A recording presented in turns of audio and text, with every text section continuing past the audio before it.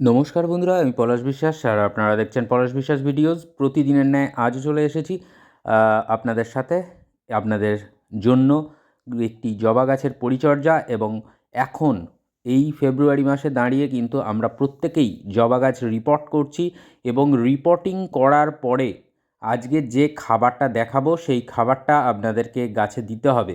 আমার এই গাছটি আমি রিপোর্ট করেছিলাম জানুয়ারি মাসের 28 তারিখে, এবং জানুয়ারি মাসের 28 তারিখের পরে প্রচুর পরিমাণে কিন্তু কুঁড়ি এসেছে এবং ফুলও 2-4টে করে ফুটতে শুরু করে দিয়েছে।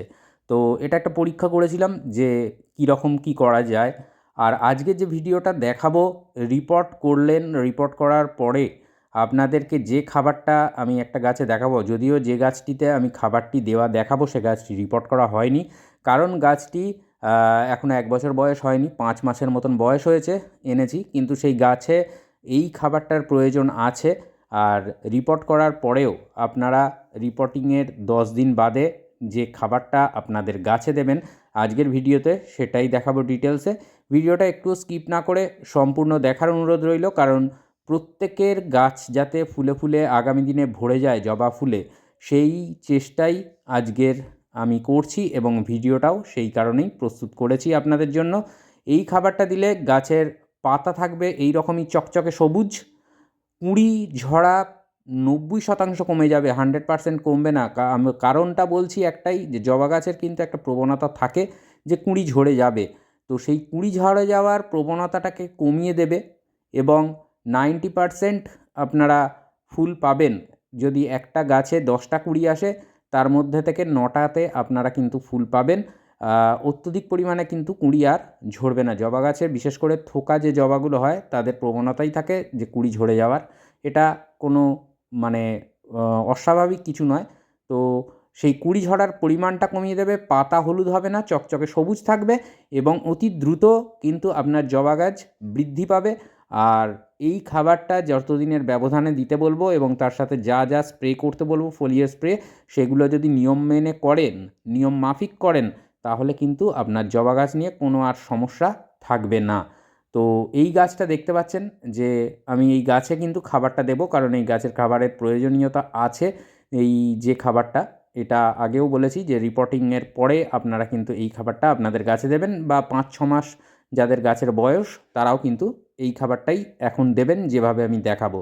তো তার আগে বলে দিই, প্রত্যেক দিন সন্ধ্যা 6টায়, মাঝে মাঝে সন্ধ্যা 7টায় কিন্তু আমার চ্যানেলে ভিডিও আসে গার্ডেনিং রিলেটেড। তাই যারা এখনও পর্যন্ত সাবস্ক্রাইব করেননি চ্যানেলটি, তাদের কাছে অনুরোধ করবো চ্যানেলটি সাবস্ক্রাইব করে নেওয়ার জন্য। আর তার থেকেও বড় অনুরোধ করবো বাগান প্রেমীদের মাঝে চ্যানেলটিকে শেয়ার করে দেওয়ার জন্য, যাতে সহজভাবে সুন্দরভাবে আমরা সকলে মিলে বাগান করতে পারি। বন্ধুরা, দেখতেই পাচ্ছেন গাছটাতে কিন্তু প্রচুর পরিমাণে ফুল দেয়। যারা পুরনো ভিউয়ার্স তারা কিন্তু এই গাছটিকে চেনেন। মানে দেখিয়েছি আমি এই গাছের খাবার দেওয়ার প্রক্রিয়া বা প্রণালীগুলো।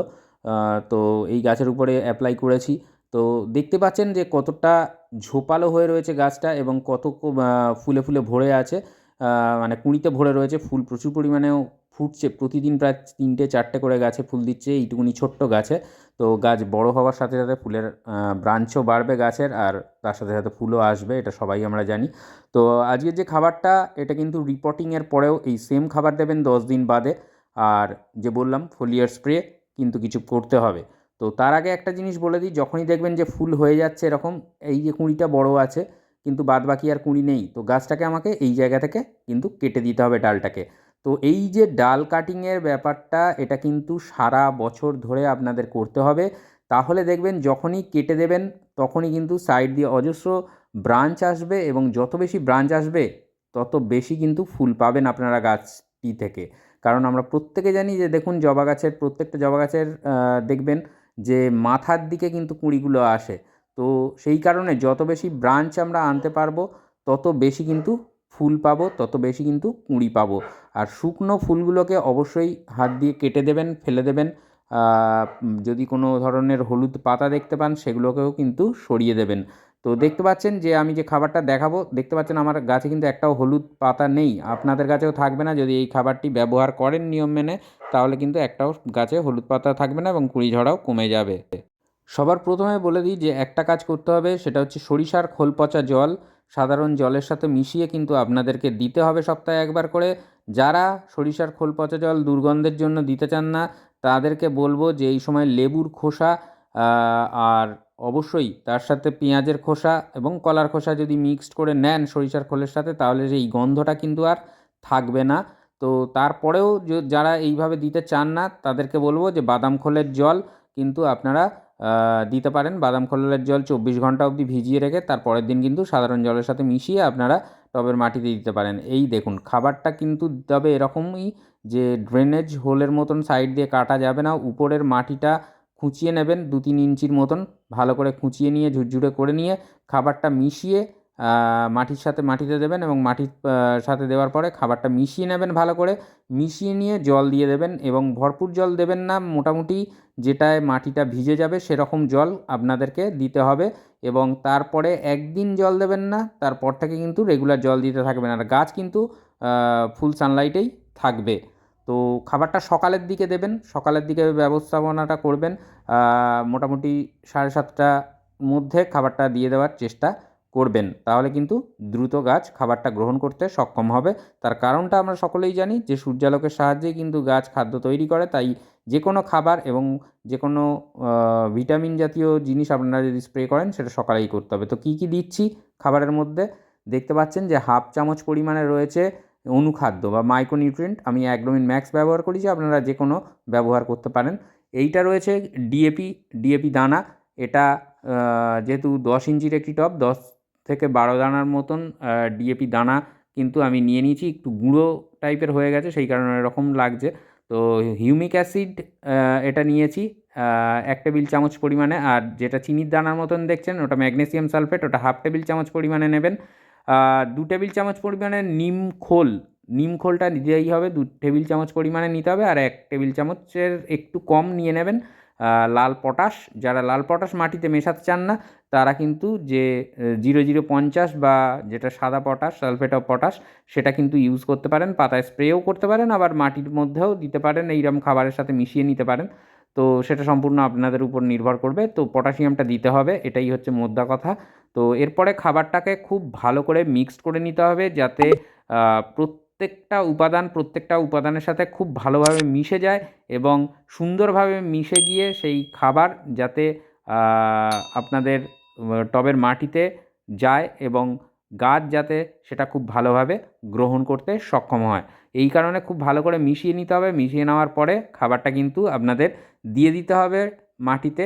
এবং মাটিতে দেওয়ার পরে মাটির সাথে খুব ভালো করে মিক্সড করে নিতে হবে, মিশিয়ে নিতে হবে আলতো হাতে। কিন্তু আপনারা এই কাজটাকে অবশ্যই করবেন।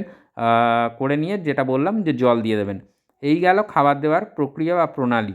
এরপরে দ্বিতীয়বার কী করবেন, 2 দিন বাদে আপনারা যে কোনো প্ল্যান্ট গ্রোথ রেগুলেটর একটা, সেটাকে আপনারা কিন্তু গাছে স্প্রে করবেন। সেটা যে কোনো প্ল্যান্ট গ্রোথ রেগুলেটর হতে পারে, প্ল্যানোফিক্স হতে পারে, বুস্টার 2 হতে পারে, মিরাকুলান হতে পারে। এই যেরকম যে কোনো বাজারে চলতি প্রচুর পিজিআর পাওয়া যায় প্ল্যান্ট গ্রোথ রেগুলেটর, যে কোনো একটা নিয়ে আপনারা কিন্তু স্প্রে করে দেবেন। যেদিন স্প্রে করলেন প্ল্যান্ট গ্রোথ রেগুলেটর, তার ঠিক গুনে গুনে 5 দিন পরে আপনারা যে কোনো অনুখাদ্য বা মাইক্রোনিউট্রিয়েন্ট আপনারা গাছে স্প্রে করবেন। আর মাইক্রোনিউট্রিয়েন্টের পরিবর্তে যদি আপনাদের কাছে সিউইড থাকে, তাহলে সেটাও কিন্তু স্প্রে করে দিতে পারেন। সিউইড এক্সট্র্যাক্ট যেটা লিকুইড ফর্মে পাওয়া যায়, এরকম বিভিন্ন কোম্পানির হয়ে থাকে, বায়োভিটা এক্স আছে, আরও বিভিন্ন কোম্পানির আছে। তো আপনারা চাইলে যেটা আপনাদের কাছে সহজলভ্য মনে হবে, সাগরিকা আছে, এরকম প্রচুর আছে। তো আপনারা কিন্তু সেটাকে স্প্রে করে দিতে পারেন। তো হয়ে গেল। তারপরে যে কাজটা করতে হবে, 15 দিন পরে আবার এই খাবারটা দ্বিতীয়বার মাটিতে দিতে হবে, টবের মাটিতে। এবং দ্বিতীয়বার টবের মাটিতে দেওয়ার পরে যেভাবে স্প্রেগুলো বললাম সেইভাবে স্প্রেগুলো করে যাবেন। দেখবেন একটাও পাতা হলুদ হবে না, কুঁড়ি ঝরা কমে যাবে। আর ফুল কিন্তু প্রচুর পরিমাণে আসবে, ফুল প্রচুর পরিমাণে ফুটবে। আর যেটা কন্টিনিউয়াসলি করে যেতে হবে সেটা হচ্ছে সরিষার খোল পচা জল বা বাদাম খোলের জল, সেটা কিন্তু সপ্তাহে একবার করে আপনার গাছকে দিতে হবে। আর তার সাথে সপ্তাহে কিন্তু একবার নিম অয়েল স্প্রেটা করবেন। এবং মাসে 2 বার অন্তত যে কোনো কীটনাশক আপনারা স্প্রে করবেন গাছে, তাহলে কীটপতঙ্গের আক্রমণের হাত থেকে আপনার গাছ সুস্থ থাকবে। গাছ যদি সর্বোপরি সুস্থ থাকে সব দিক থেকে, তাহলে কিন্তু এই রকমভাবে খাবারের ব্যবস্থাপনা চললে আপনার গাছ কিন্তু ফুলে ফুলে ভরে যাবে। আর অবশ্যই গাছটিকে ফুল সানলাইটে রাখবেন, কারণ জবা গাছ কিন্তু প্রচুর সূর্যালোক পছন্দ করে। তো আজকের মতো ভিডিওটা এখানেই শেষ করলাম। আবার আসছি আগামী দিন নতুন কোনো ভিডিওর সাথে।